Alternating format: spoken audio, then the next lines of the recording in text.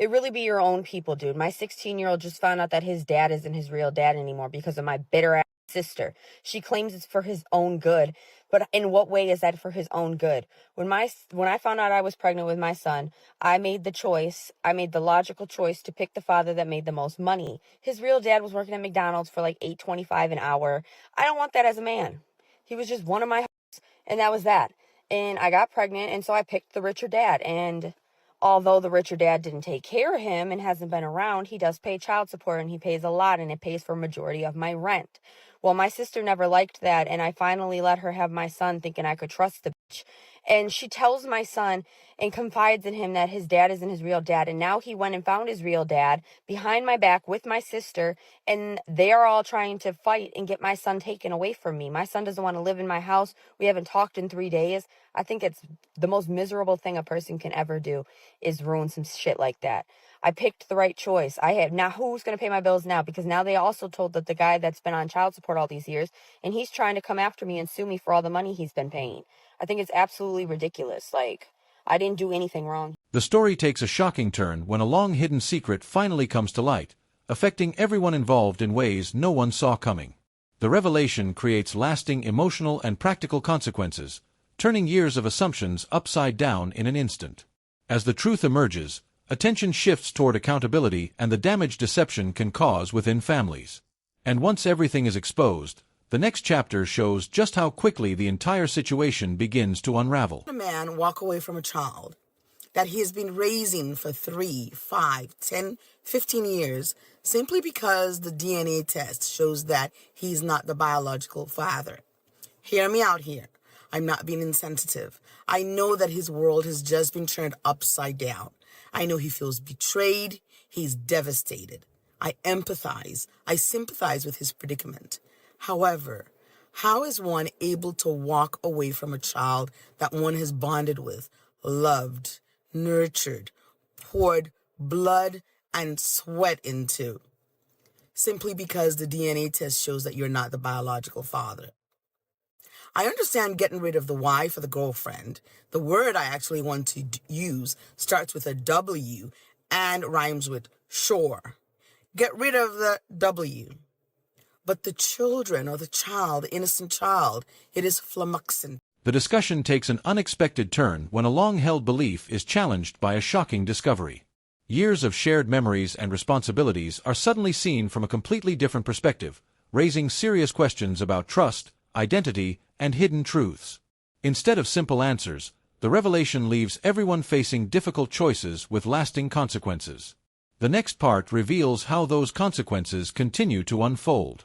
Is the state forcing me to sell my 2024 BMW that I paid with cash? Not only are they forcing me to sell it unless I want to get cut off on all government assistance, they took my whole tax refund. Over $22,000 the government took. They couldn't even leave me $100. And they are still telling me that I owe over $20,000 from over-issuance. It is not my fault that they made a mistake. They gave me those benefits. They were mine. I used them. I should not have to pay them back.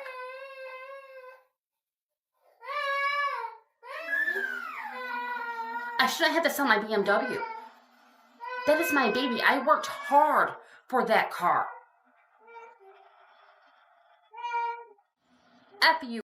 Everything changes once the consequences finally catch up. What once seemed sustainable is suddenly questioned as scrutiny increases and reality becomes impossible to ignore.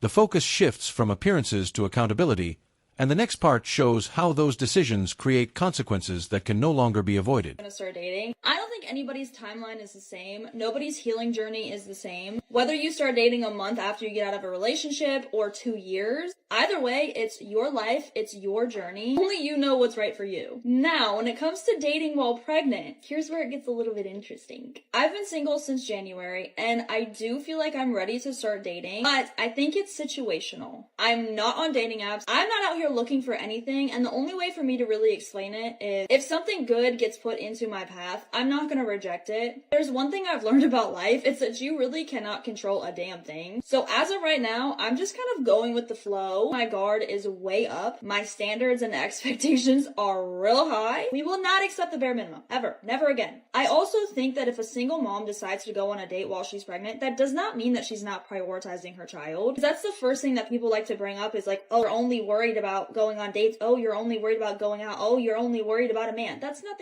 The video then turns to her talking about dating again while expecting a child, explaining what she wants from future relationships and the standards she now has for a partner. The commentary compares those views with her earlier choices and questions how her priorities and expectations have changed over time. Broke men are trying to convince single mothers that rich men don't want them. And the funniest thing about that to me is the reasons are usually like, oh, it's so much harder, it's going to be more expensive. They're looking at the children as obstacles. They're looking at these women as used goods. And here's the thing. Successful men don't base what they want off of how easy it is to get it. In fact, in my experience, when there's a bit of a challenge, it's more exciting for them. They're not going to go with the easiest lay, right? They're going to go with someone that's interesting to them. And the qualities that make someone a good mother really makes them an interesting person and a really good partner too. So, food for thought. These broke guys, dusty guys, really shitty guys are going to try to convince you that you're not worth as much because they're trying to get a baddie for a Some believe successful men think carefully about the responsibilities and long-term expectations before entering a serious relationship. When children from a previous relationship are involved, extra emotional and family dynamics can make clear communication even more important. Many feel lasting relationships work best when both partners share responsibilities, expectations, and decisions fairly. That's why some people take their time and consider whether a relationship can truly provide long-term stability, trust, and fairness for everyone involved.